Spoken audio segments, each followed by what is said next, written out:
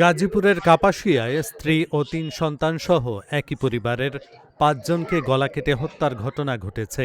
স্ত্রী ও ৩ কন্যা সন্তান সহ ৫ জনকে ঘরের ভেতরে জবাই করে হত্যার অভিযোগ পাওয়া গেছে স্বামী ফোরকানের বিরুদ্ধে।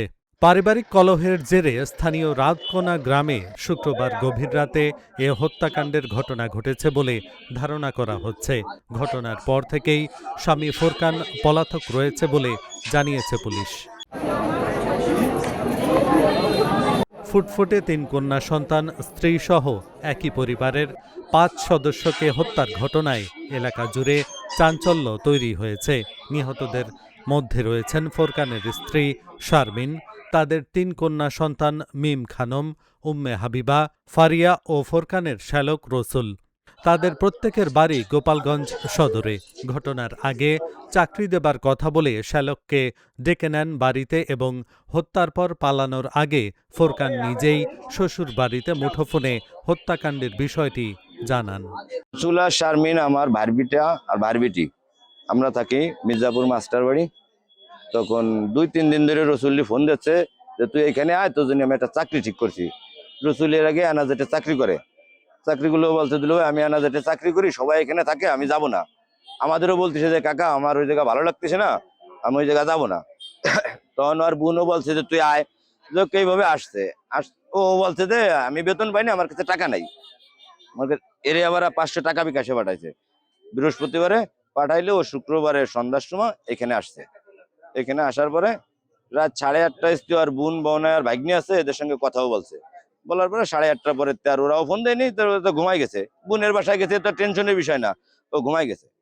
ঘুমাই যাওয়ার পরে ৬:৩০টার দিকে আমাদের দেশের থেকে ফোন দিয়েছে যে এই ঘটনা, রসুলিয়া শারমিনী নাকি মেরে ফেলছে।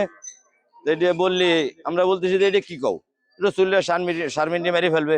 কয় ফুরকানের ভাটি বলছে। ফুরকানের ভাটি বলছে আমার আরেক ছোট ভাইবিটির কাছে, ছোট ভাইবিটি বলছে ওর মা বাপের কাছে। মা বাপের কাছে বলার পরে আমরা ৮টার দিকে এখানে আসছে। এখানে আসার পরে গেট দিয়ে ঢুকছি। গেটে ঢুকার পরে দরজাটা মিশানো, দরজাটা ধাক্কা দিলে দেয় যে ছোট ৩ জন খেতা দিয়ে ঢাকা। আর রসুল আপনার এই একটা খাট আছে, খাটের পরে শারমিনরে পাই না। পরে আরেক রুমের পাশে গেলে দেয় যে শারমিনরে বান্ধে জানালার সাথে বান্ধে পর্দা দিয়ে ঢেকে রাখছে। তখন আমি ওকে বললাম যে তোমরা কেউ হাত দিও না, আমরা আগে থানায় যাই। এর ভিতরে এলাকার লোক আসলো, এলাকার লোক দেখলো, দেখার পরে আমরা থানায় গেলাম।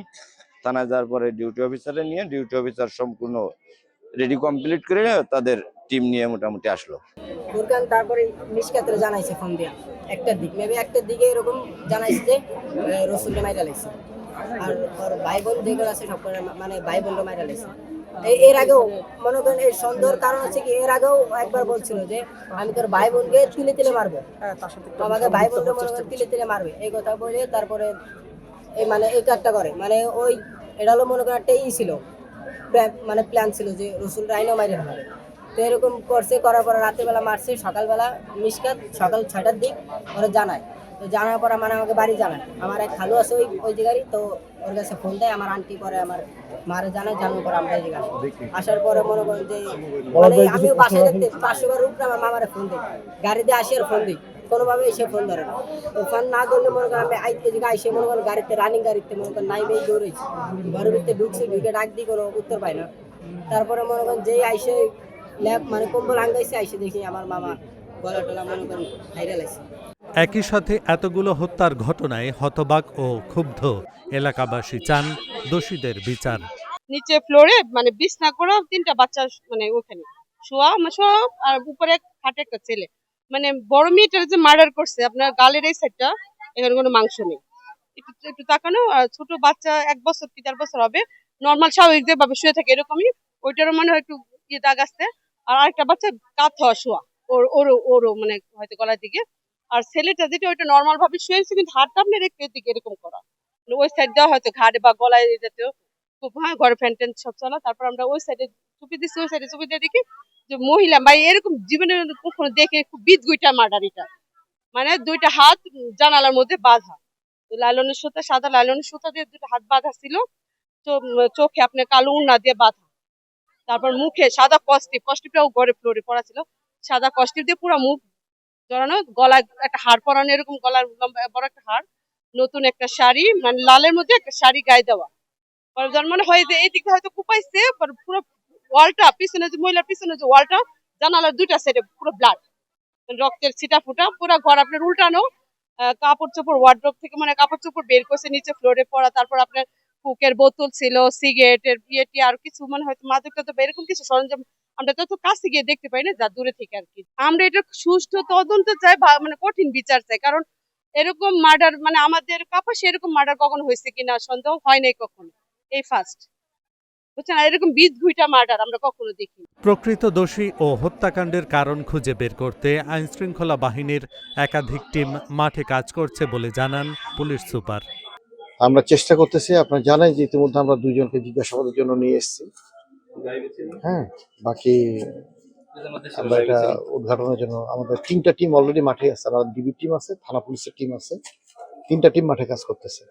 কি কারণে এটা তো এই মুহূর্তে বলা মুশকিল, হ্যাঁ, কারণ আমরা বিভিন্ন বিষয়গুলো নিয়েই এখন ইয়ে করতেছি। কি কারণে হলে তো তখন আমরাটা উদ্ঘাটিতই হয়ে যাবে, তখন তো আর কিছু ইয়ে থাকবে না। আলামত যেগুলো পাওয়া গেছে সেগুলো তো আপনারা ছিলেন, আপনারা দেখছেন, এবং সেগুলো আমাদের সিআইডি টিম নিয়ে গেছে, এগুলো ফরেনসিকের জন্য পাঠানো হয়েছে। গাজীপুরের কাপাসিয়ায় এই নৃশংস হত্যাকাণ্ড এখন স্থানীয়দের মনে আতঙ্কের পাশাপাশি তুলেছে নানা প্রশ্ন। আইনি কার্যক্রমের পাশাপাশি চান সুষ্ঠু বিচার। Dhaka journal news desk.